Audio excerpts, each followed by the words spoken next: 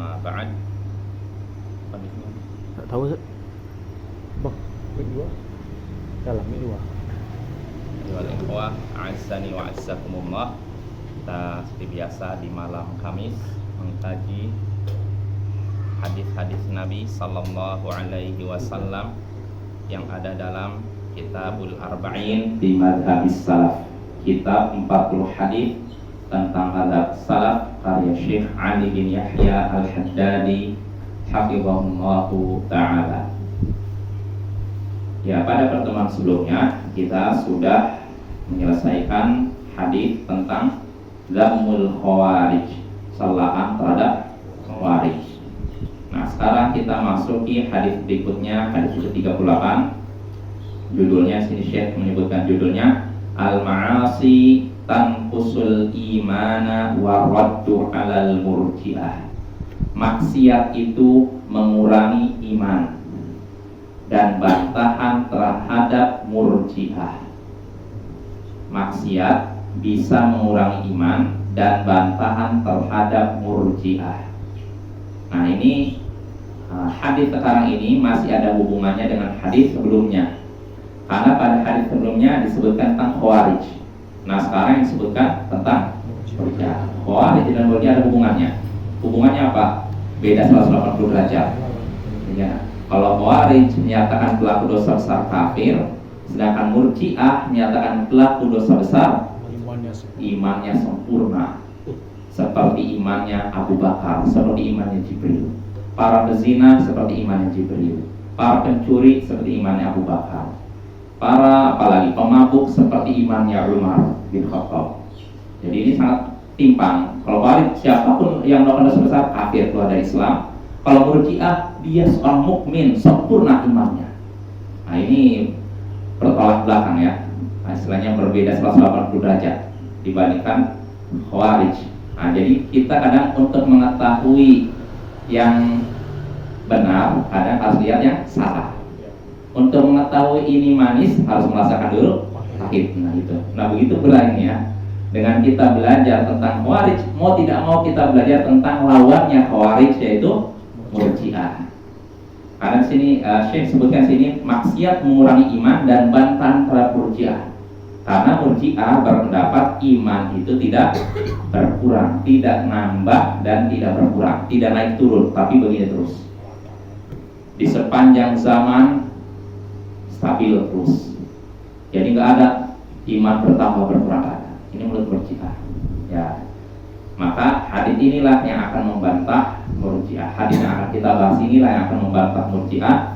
Dan sudah kita singgung pada pertemuan sebelumnya, ulama beda pendapat tentang mana yang lebih buruk bagi umat, mana yang lebih berbahaya bagi umat, Khawarij atau Murji'ah.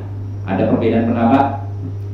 Sebagian menyatakan Khawarij ini sekte yang paling berbahaya, paling berat, paling buruk bagi umat. Dengan alasan apa? Khawarij mudah menumpahkan darah. Karena siapapun yang melakukan dosa besar dianggap kafir. Kalau udah kafir berarti halal darahnya, boleh ditumpahkan.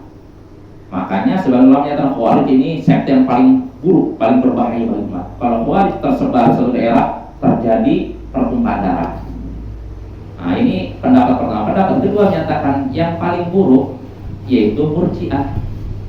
Dengan alasan apa? Murji'ah berpendapat separah apapun maksiat seorang, imannya tetap sempurna. Seperti imannya Abu Bakar, seperti imannya Umar, seperti imannya Jibril.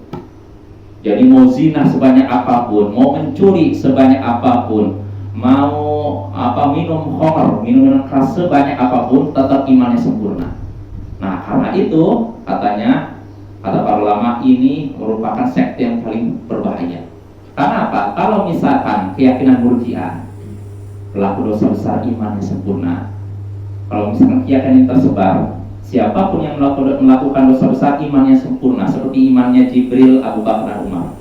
Nah, kalau pemikiran ini tersebar di masyarakat, sangat besar kemungkinan maksiat merajalela.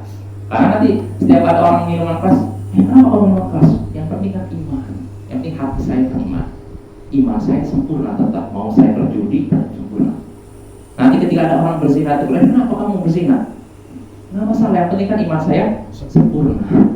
Jadi mau maksiat sebesar apapun, iman saya sempurna. Akhirnya ini mendorong orang-orang untuk terus maksiat. Ya Allah alaman yang lebih kuat. Kalau saya lihat Murji'ah ya. Karena kalau misalnya Khawarij ini tersebar Bapak ya, memang terjadi pertumpahan darah. Khawarij tersebar, pemikiran Khawarij tersebar suatu daerah. Memang mungkin ada pertumpahan darah, tapi maksiat biasanya, ya kan? Karena siapapun yang melakukan maksiat, mereka katakan kafir, halal darah. Akhirnya apa? Para pelaku maksiat takutan kan, berpikir ulang kan untuk maksiat.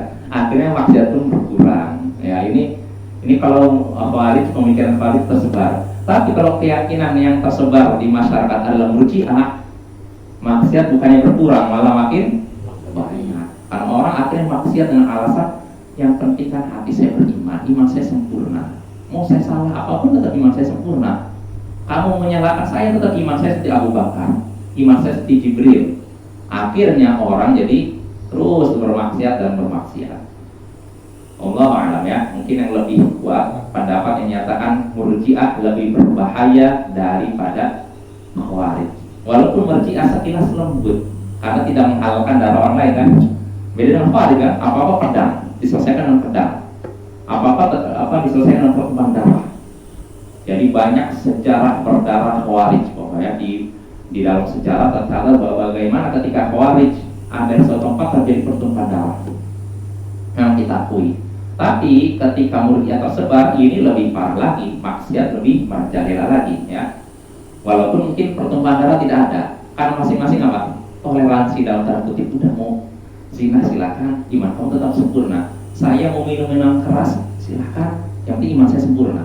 Akhirnya saling toleransi dalam tanda kutip, toleransi dalam hal maksiat. Ya ini bahaya juga ya. Udah nggak ada amar ma'ruf nahi munkar. Makanya imbas dari pemikiran Murji'ah tidak ada lagi amar ma'ruf nahi munkar. Karena apa? Semuanya imannya sempurna. Kalau semuanya sempurna untuk apa saling mengingkari ya kan? Kayak gitu ya Bapak ya. Jadi mau dia maksiat zina kah, mabuk-mabukan, korupsi misalkan. Sekarang kan banyak korupsi ini kan. Ya. Iya. Jadi di mana-mana dari level atas sampai bawah korupsi di mana-mana. Kalau misalkan keyakinan Murji'ah tersebar di negara kita, nanti koruptor ya nggak masalah saya korupsi sebanyak apapun, tapi iman saya penting, iman saya sempurna. Jadi mau merampok uang rakyat triliunan nggak masalah, yang penting iman saya sempurna. Nah ini akhirnya mendorong orang untuk terus korupsi, mendorong orang untuk terus maksiat, untuk melakukan dosa ya. Maka pemikiran Khawarij dan Murji'ah sama-sama berbahaya, tapi Murji'ah lebih berbahaya daripada Khawarij. Allahu a'lam. Ya kita baca hadisnya. Berkata Syekh Ali bin Yahya Al-Haddadi hafizahullah, an Abi Hurairah radhiyallahu anhu qala an-nabiy sallallahu alaihi wasallam la yazni zani hina yazni wa huwa mu'min wa la yashrabul khamra hina yashrabu wa huwa mu'min wa la yasriqu hina yasriqu wa huwa mu'min wa la yantahibu nahbatan yarfa'un nasu ilaihi fiha absarahum hina yantahibuha wa huwa mu'min. Rawahul Bukhari wa Muslim.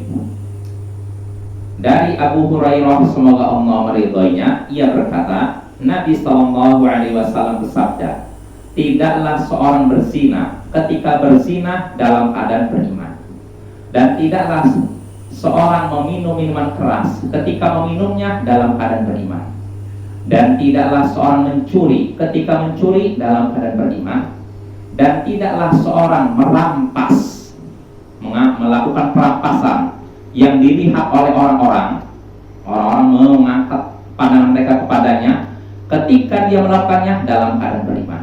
Dia tidak melakukan itu dalam keadaan beriman. Hadis riwayat Bukhari dan Muslim. Nah ini hadisnya ya ikhwah dari Abu Hurairah. Di sini Nabi SAW pertama menyebutkan la yazni zani hina yazni wa huwa mu'min. Seseorang tidak berzina, tidaklah seorang berzina lalu berzina dalam keadaan dia beriman. Jadi seorang tidaklah berzina ketika berzina ia dalam keadaan beriman. Tidak dalam keadaan beriman. Maksudnya begini, kata para ulama, seorang mukmin itu mukmin muslim pasti terjatuh dalam dosa, iya tidak? Iya. Baik kecil maupun besar. Seorang mukmin muslim pasti terjatuh dalam dosa kecil maupun besar. Dan tatkala dia terjatuh dalam dosa besar, contohnya di sini berzina, maka dia tidak dinamakan mukmin ketika dia berzina. Seorang mukmin mungkin saja terjatuh dalam zina, tapi ketika berzina tidak dikatakan oh dia seorang mukmin. Nah, ya artinya apa? Iman dia lagi dicabut, terbang ibaratnya ketika dia berzina. Begitu juga kata Nabi sini, dan tidaklah seorang meminum minuman khamr ketika meminumnya dalam keadaan beriman. Artinya seorang mukmin itu bisa saja terjatuh dalam dosa besar, contohnya meminum minuman keras. Nah, tapi ketika dia meminum minuman keras, dia tidak dikatakan beriman. Dia seorang mukmin, tapi ketika lagi minum, kita tidak katakan dia seorang beriman, enggak. Ini maksud hadis ini ya. Ini maksud pertama, nanti yang kita bahas dulu. Lalu berikutnya kata Nabi, dan tidaklah seorang mencuri ketika mencuri dalam keadaan beriman. Artinya seorang mukmin bisa saja terjatuh dalam dosa mencuri. Namun ketika dia mencuri, tidak kita katakan dia seorang beriman. Jelas? Maksudnya gini, jangan sampai sebagai sifat beriman dia punya apa? Dia seorang mukmin, enggak dikatakan gitu. Ketika mencuri jangan dikatakan dia mukmin, karena ketika itu iman sedang dicabut dari dirinya.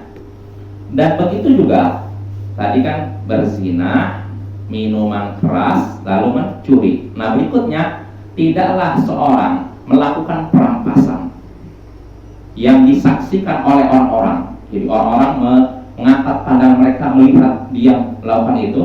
Nah tidaklah dia melakukan itu dalam keadaan beriman. Artinya bisa jadi ada seorang mukmin terjatuh dalam dosa, ya tidak? Ada nggak? Ada. Jadi di zaman manapun pasti ada oknum-oknum seperti ini. Muslim, seorang muslim bukan orang yang maksum, bukan terjadi dari dosa. Nah, bisa jadi ada seorang muslim melakukan perampasan barang orang lain. Nah, ketika dia melakukan perampasan, tidak dikatakan dia beriman, karena ketika iman sedang cabut. Ya, ini penafsiran pertama. Nah, ada penafsiran kedua. Kata para ulama, tidaklah seorang berzina ketika berzina dalam keadaan beriman. Maksudnya dia tidak beriman dengan sempurna. Ini ada penafsiran kedua. Jadi tidaklah seorang berzina ketika berzina dalam keadaan imannya sempurna. Ini penafsiran kedua. Kalau penafsiran pertama memang dia nggak dikatakan beriman, nggak pantas disebut beriman karena iman lagi cabut. Tapi yang kedua maksudnya apa? Dia beriman tapi imannya tidak sempurna, alias kurang, lemah, benar-benar lemah. Jadi tidaklah seorang berzina ketika berzina dikatakan beriman yang sempurna, enggak. Karena iman menurut keyakinan Ahlus Sunnah, keyakinan, ucapan dan amalan anggota badan. Ini keyakinan Ahlus Sunnah. Iman tuh ini dan ini. Nah kalau misalkan anggap hatinya masih meyakini zina itu haram, bahkan kalau ditanya, kamu zina halal atau haram? Tapi anggota badannya melakukan, kira-kira imannya sempurna atau lemah kan? Nah itu, jadi penafsiran kedua menyatakan tidaklah seorang berzina ketika berzina dalam keadaan imannya sempurna. Enggak sempurna, imannya sangat lemah. Begitu juga yang kedua, tidaklah seorang meminum khamr ketika meminumnya dalam keadaan imannya sempurna. Itu tafsir kedua ya. Jadi nggak mungkin ketika dia minum minuman keras imannya dalam keadaan sempurna, nggak mungkin ya. Justru ketika dia melakukan maksiat itu tanda yang menunjukkan apa? Imannya benar-benar lemah. Apalagi minuman keras, ini maksiat yang parah. Begitu juga zina ya. Lalu berikutnya kata Nabi, dan tidaklah seorang mencuri ketika mencuri dia dikatakan beriman, yaitu beriman dengan sempurna. Artinya ketika dia mencuri dia dikatakan iman, seorang mukmin tapi imannya lemah.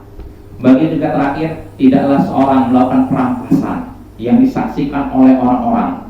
Nah ketika melakukan itu dia tidak dikatakan beriman dengan sempurna. Nah ini penafsiran kedua.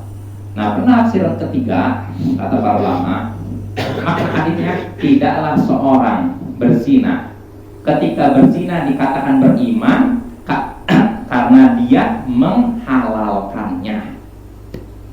benar-benar dia nggak dikatakan beriman karena menghalalkannya.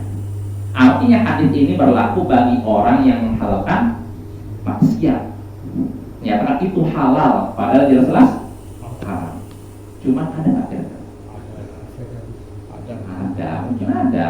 Karena Nabi sendiri sudah mengabarkan dalam hadis Sahih Bukhari dari Abu Malik Al-Asy'ari, la yakunanna fi ummati aqwamun yastahilluna al-hir wal harir wal khamra wal ma'azif.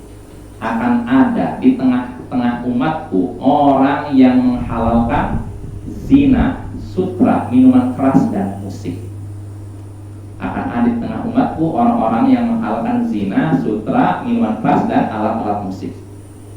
Zina, sutra, khamr, ada kan? Dan di antara empat ini yang sudah dihalalkan yang nggak boleh. Ada, ya. Zina, memakai sutra, meminum keras dan musik. Ini terutama yang terakhir ya. Hampir mayoritas umat ini nggak apa-apa. Padahal Nabi sendiri nyatakan tidak boleh. Nah ini kan udah menganggap halal. Nah kalau ini aja ada, begitu yang ketiga awal. Maka Bapak jangan heran ketika Nabi mengabarkan sesuatu, nggak mungkin bohong, pasti ada. Ketika Nabi mengatakan akan ada di tengah umatku orang-orang yang menghalalkan zina, memakai sutra, meminum minuman keras, dan menggunakan alat musik, ini kabar dari Nabi dulu 14 abad yang lalu, pasti apa yang beliau kabarkan akan terjadi. Baik terjadinya nanti atau sekarang, dan ternyata sekarang pun sudah ada, yang terjadi Bapak ya. Makanya heran. Jadi kembali lagi makna yang ketiga, tidaklah seorang berzina ketika berzina dalam keadaan beriman. Ini maksudnya tidak beriman, benar-benar tidak beriman, kafir, yaitu bagi orang yang menghalalkannya. Artinya kalau sudah menghalalkan, ya dia tidak dikatakan beriman, harus kafir. Ya. Walaupun dia meninggalkannya. Maksudnya gini, ada seorang kamu pernah berzina, nggak pernah saya berzina, tapi zina boleh nggak? Boleh. Nah orang ini kafir, walaupun dia tidak berzina ya, karena sudah menghalalkan apa yang Allah haramkan. Begitu juga tidaklah seorang meminum khamr ketika meminumnya dalam keadaan beriman. Artinya dia benar-benar kafir karena menghalalkan minuman khamr, minuman keras. Dan tidaklah seorang mencuri ketika mencuri dalam keadaan beriman, artinya kafir karena dia menghalalkannya. Lalu terakhir, tidaklah seorang melakukan perampasan yang disaksikan oleh orang-orang. Ya ini bedanya Bapak antara merampas dengan mencuri. Kalau mencuri itu sembunyi-sembunyi. Ketika pemilik barangnya tidak ada dan barangnya tertutup, ada tempat penyimpanan. Ya misalkan HP ini ditaruh di rumah, di dalam lemari, tutup. Lalu ada orang masuk dalam rumah ngambil. Namanya apa? Curi. Nah tapi kalau misalkan HP-nya di depan rumah, pemiliknya ada, tiba-tiba lewat kabur, apakah mencuri? Tidak. Ya itu kan mencuri, ya beda dengan mencuri, tapi tetap itu maksiat, dosa ya. Nah jadi tidaklah seorang melakukan perampasan yang disaksikan oleh orang-orang. Nah ketika dia melakukan perampasan itu tidak dikatakan beriman, artinya kafir karena menghalalkannya. Nah ini menunjukkan ada tiga penafsiran ya terkait dengan hadis ini. Artinya mau pakai manapun kita mau pakai penafsiran manapun, semua ulama sepakat bahwasanya pelaku dosa besar tidak kafir, tidak keluar dari Islam. Nah cuma mungkin kalau menurut penafsiran pertama, walaupun pelaku dosa besar tidak kafir, pezina contohnya tadi, siapa lagi? Peminum minuman keras, lalu pencuri, perampas, walaupun tidak dikatakan kafir mereka semua, tapi kalau menurut penafsiran pertama ya, ketika mereka melakukan perbuatan tersebut, jangan katakan mereka seorang mukmin. Jelas, ini menurut penafsiran pertama. Jadi kalau kita menyaksikan seorang pezina, jangan kita katakan dia pezinanya muslim, jangan kita katakan dia seorang mukmin. Nah ini menurut penafsiran pertama, jangan gitu, jangan katakan gitu. Ketika dia melakukan maksiat, jangan katakan mukmin. Ya, di selain maksiat silakan katakan dia mukmin. Jelas ya. Nah, begitu juga kalau misalkan seorang yang kedua meminum minuman keras. Menurut penafsiran pertama, seorang mukmin, seorang muslim, ketika tidak melakukan dosa besar kita katakan mukmin. Tapi ketika dia lagi minum minuman keras, jangan katakan dia seorang mukmin. Ini menurut penafsiran pertama. Karena apa? Iman lagi terbangun. Nanti setelah dia melakukan dosa besar baru iman balik lagi. Nah ini menurut penafsiran pertama. Nah begitu pula yang mencuri dan merampas. Jelas Bapak ya? Ini hadisnya insya Allah tidak ada yang sama lagi. Intinya hadis ini juga bantahan terhadap orang-orang murji'ah. Ya, karena apa? Orang murji'ah berpendapat pelaku dosa besar imannya terus sempurna. Dan hadis ini membantah. Karena Nabi katakan ketika seorang berzina jangan dikatakan beriman. Nah, kalau menurut penafsiran kedua iman sempurna, kan dikatakan iman sempurna. Imannya lagi rendah, lemah. Maka hadis ini merupakan bantahan terhadap sekte murji'ah. Nah ini ya, ini makna hadis ini. Dari hadis ini kita bisa mengambil beberapa faedah, beberapa pelajaran. Di antaranya pertama, besarnya perkara zina, minuman keras, pencurian dan perampasan. Besarnya perkara zina, meminum minuman keras, pencurian dan perampasan. 4 perbuatan ini bukan perkara biasa, ini perkara besar. Ya, zina ya. Karena Nabi sampai menyatakan dia ketika berzina tidak dikatakan beriman. Ini menunjukkan ancaman berat. Jelas Bapak ya? Kalau sampai nggak dikatakan beriman, artinya berat kan? Kalau kayak gini, oh dia ketika melakukan jangan dikatakan beriman. Ini ancaman atau celaan berat bagi orang yang melakukan ini. Contohnya pezina, peminum minuman keras, pencuri dan orang yang merampas. Nah ini Bapak ya, kalau seorang sudah melakukan perbuatan ini, maka dia sudah menjatuhkan dirinya pada kemurkaan Allah, menjatuhkan kehormatannya, menjatuhkan harga dirinya. Ya, setinggi apapun seorang, kalau sudah melakukan maksiatnya, ya, kecuali mungkin bagi sebagian kaum sufi, karena sebagian mereka, guru mereka meminum minuman keras, mereka anggap halal. Nah, alasan apa? Minuman keras yang di tangan guru saya sudah berubah menjadi susu. Bahkan ada di antara mereka yang sampai mendatangi WTS pelacur lalu melakukan hubungan itu. Nah, ketika ditanya, kenapa Anda melakukan ini? Anda kan tahu agama. Jawabannya apa? Saya menemukan sebuah kapal besar yang mengalami kebocoran. Lalu saya tutup kebocoran itu. Jadi menghalalkan perbuatannya dengan seperti itu Bapak ya. Dan alasan apa ya? Dia katanya gurunya sudah mencapai tingkat ma'rifat. Ya, karena tingkatan dikonsulkan syariat, sama hakikat, tarikat dulu ya. Nah, syariat, tarikat, hakikat, ma'rifat. Ma'rifat itu sudah mengenal Allah, sudah menyatu dengan Allah. Jadi sudah tidak ada lagi halal dan haram. Nah ini tentu saja keyakinan batil dan kufur Bapak ya. Yang seperti ini merusak umat. Ya. Jadi itu ya. Jadi ini diharamkan 4 perkara tadi: zina, minuman keras, mencuri, dan melakukan perampasan. Ini merupakan dosa besar karena Nabi menyatakan orang-orang yang melakukan itu tidak dikatakan mukmin ketika melakukan semua tadi.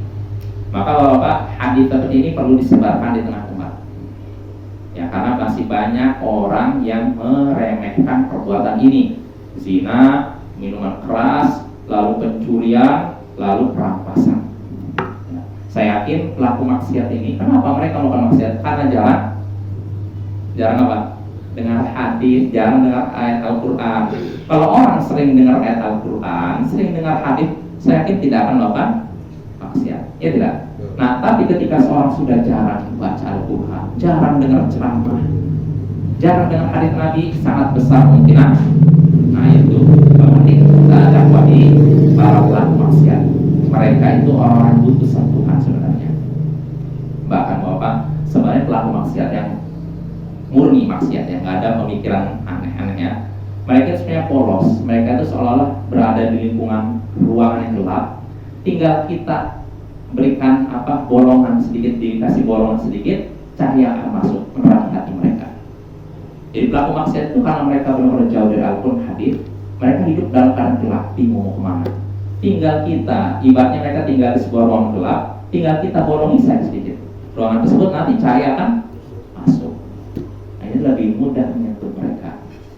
Para pelaku maksiat tinggal sampaikan hadis, sampaikan nasihat dengan cara yang tentu saja hikmah, ya, dengan cara hikmah bisa datangi mereka, atau dengan mungkin nasihat bagaimana lah caranya. Ada sebagian orang punya cara unik kok ya, ngasih nasihat walaupun ini bukan pelaku maksiat. Jadi di mana di Timur Tengah ini ada seorang ingin mendakwahi seorang dokter.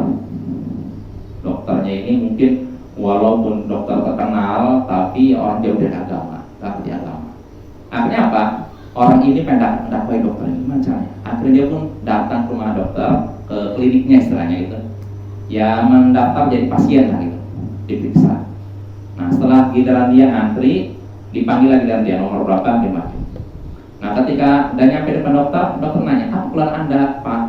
Oh saya nggak punya keluhan apa-apa. Dokter, kenapa Anda datang sini? Saya izinkan saya memberikan sedikit ayat Al-Quran. Dijelaskan. Nah setelah jelaskan, langsung netes air mata dokter ini. Karena apa? Selama ini jarang ada orang yang memberikan nasihat. Nah, akhirnya dokter ini pun nangis. Setelah selesai, akhirnya dokter ini bertanya, ya udah kalau gitu saya balikan lagi uang Anda, karena Anda kan sudah nggak berobat nih. Kata si ini orang ini yang nasihat ini, oh sama-sama, karena saya sudah ngambil jatah waktu Anda, itu hak Anda. Nah itu cara ngasih nasihat. Jadi mereka ini yang ada yang udah nggak perlu lagi sholat, nggak perlu apa lagi. Yang mana? Yang Murji'ah ini yang kalau tentang maksiat itu berarti mereka udah nggak sholat lagi. Ya. Para pelaku maksiat. Murji'ah. Sebagian mereka masih sholat, cuma ya itu mereka nganggap remeh aja. Kadang sebagian mereka meninggalkan sholat, ada yang total, ada yang setengah, ada yang kadang sholat, kadang enggak. Jadi Murji'ah itu Bapak, memang Murji'ah ini bisa mendorong kemaksiatan di tengah masyarakat. Tapi bukan berarti semua Murji'ah ahli maksiat. Perlu kita ketahui, ada sebagian Murji'ah ahli ibadah. Ada.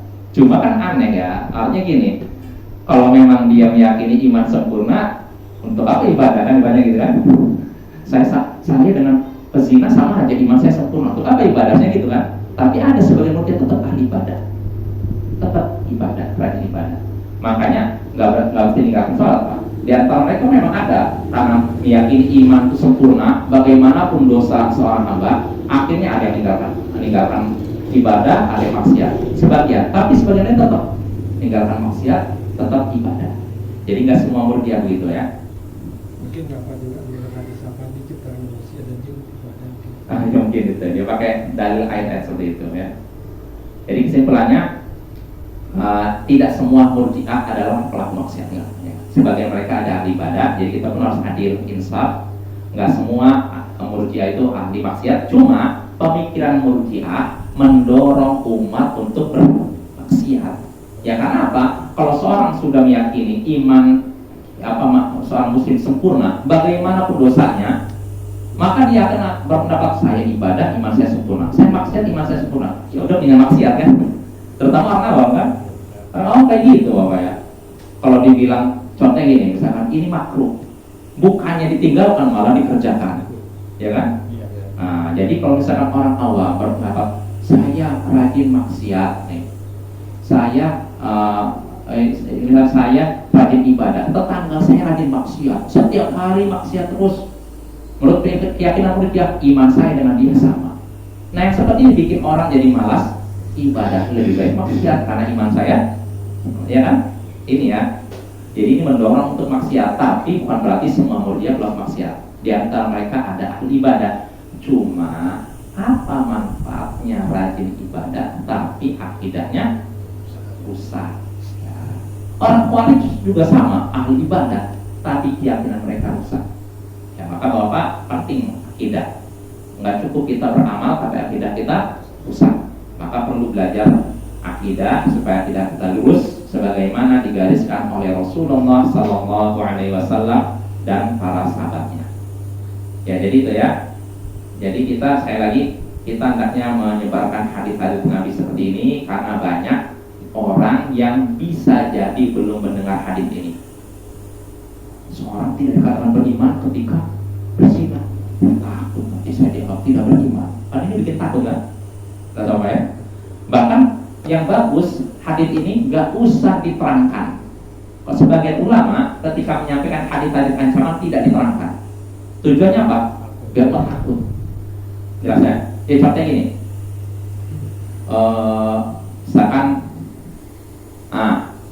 Misalkan ini Nabi dalam Musnad Ahmad menyatakan al-aqdul ladzi bainana wa bainahum shalah faman taraka faqad kafar. Perjanjian antara kami dengan mereka adalah salat. Siapa yang meninggalkannya maka ia kafir. Nah, di sini jumhur ulama berpendapat kafirnya bukan kafir akbar, bukan kafir besar, tapi kafir kecil. Artinya dia melakukan dosa besar tapi dia masih muslim. Tapi Imam Ahmad, Ishaq bin Rahawai, Daud al-Zahiri, Ibnu Hazm berpendapat kafir akbar, kafir yang keluar dari Islam. Dan ini pendapat yang kuat, pendapat terakhir. Nah, ini kan berarti kan ulama ada beda pendapat kan.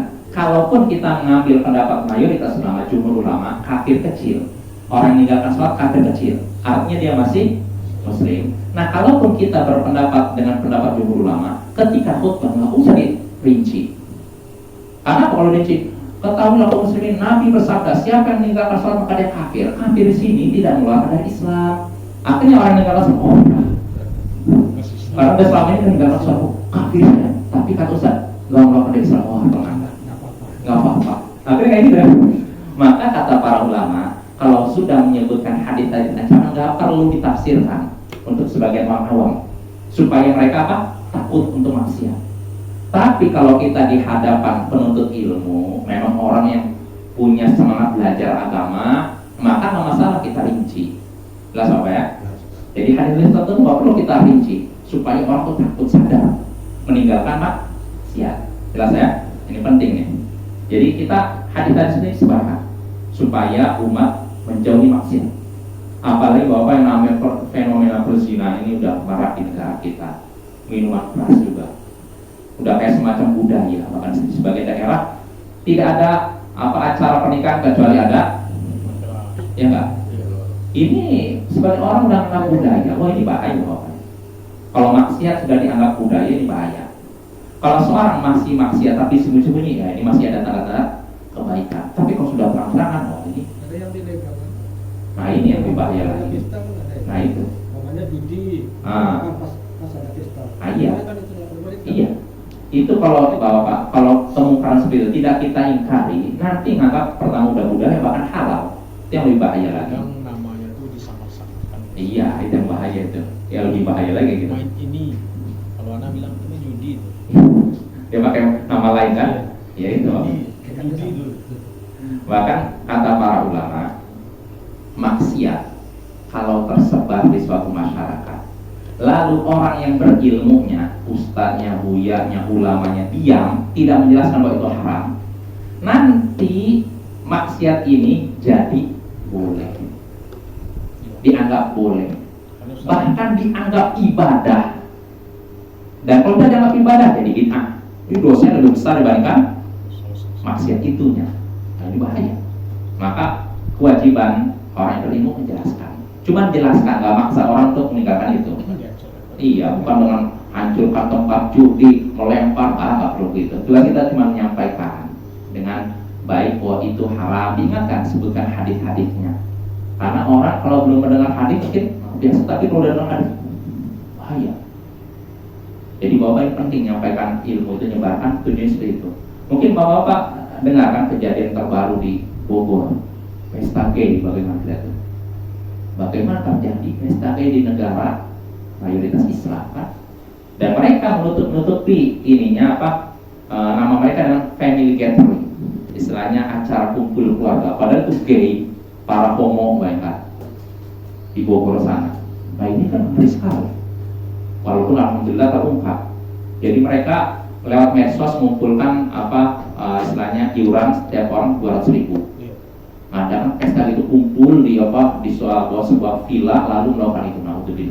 Alhamdulillah terbongkar. Nah, ini pelaku ini bisa jadi belum dengar hadis ini. Belum mendengar hadis tentang ancaman bagi pelaku homoseksual. Kalau mereka udah dengar mikir. Contohnya hadis yang menyebutkan kalau engkau menyaksikan orang yang melakukan amalan kaum Nabi Lut, maka bunuhlah pelaku dan korban. Jadi laki-laki sama laki-laki melakukan gitu, yang pelakunya dan korban sama-sama dibunuh. Tegas dalam Islam kan? Nah bisa jadi pelakunya belum dengar hadis ini, ya nggak? Mungkin nggak? Mungkin aja, tapi kalau dalam hadis bagi saya dan pelaku ini mikir-mikir ya. Maka itu Bapak ya, ini peringatan bagi kita, sebarkan ilmu ya semaksimal mungkin dari medsos kah atau dari percakapan sehari-hari supaya ilmu tersebar. Nah, kalau ilmu sudah tersebar, kebodohan akan berkurang. Kalau kebodohan berkurang, otomatis kemaksiatan juga akan berkurang ya. Nah, itu faedah pertama. Lalu faedah kedua terakhir yang bisa kita petik dari hadis ini. Hadis ini merupakan yakni yang kedua, hadis ini merupakan bantahan terhadap sekte Murji'ah yang berpendapat iman tidak bertambah dan berkurang, iman tetap lurus begitu aja. Maka hadis ini bantah mereka. Lalu terakhir faedah terkait hadis ini merupakan dalil bagi Ahlus Sunnah wal Jamaah bahwasanya iman bertambah dan berkurang. Ya, mungkin sampai sini. Insyaallah pada pertemuan berikutnya kita lanjut hadis yang ke-39.